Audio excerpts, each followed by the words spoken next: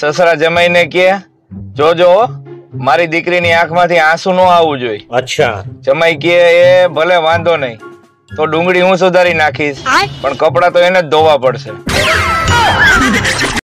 हमारे शहर में गर्मी का एवा हाल है कि कपड़ा धोते ही सुखाई जाता है और पहनते ही भीना हो जाता है. आपके शहर में क्या है? एक गुजराती है हिंदी भाषी बाई यारे लगन કર્યા. ठीक है. लगन પછી બીજે દિવસે ઓલી બાઈ કે ડીબે में आटा नहीं है. ઓલો કે ડોબી ડબ્બામાં આટા નો આવે, સીધે સીધો ખોલી નાખ.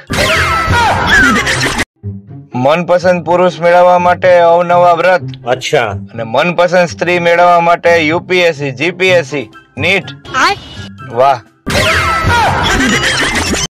જ્યારે તમે છોકરી જોવા જાવ ને ત્યારે રસોઈ શું બનાવતા આવડે છે એવું પૂછવાને બદલે તું ઘરની રસોઈ જ ખાસ ને કે હોટલની દીકરી થાસ એમ પૂછવું જોઈએ.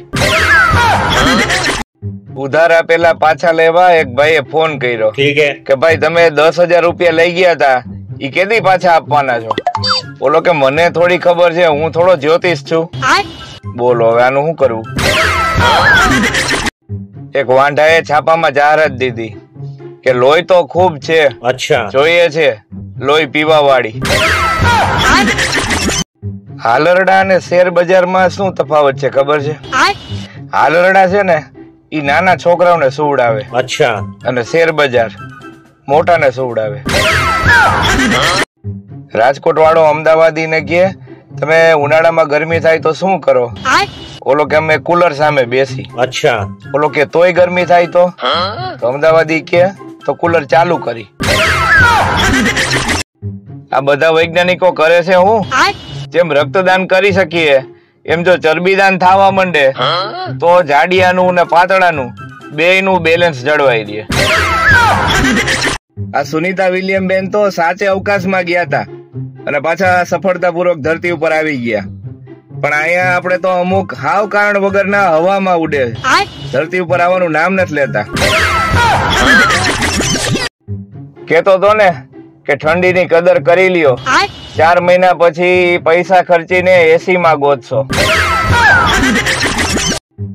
એક ગામમાં એક પતિ પત્ની રહેતા હતા. ઠીક હે. અને આજે ઈ ન્યા જ રહે છે. અને હું તો કહું ભલે રહેતા, આપણે હું કામ આખા ગામની પંચાયત કરવી જોઈએ ભાઈ?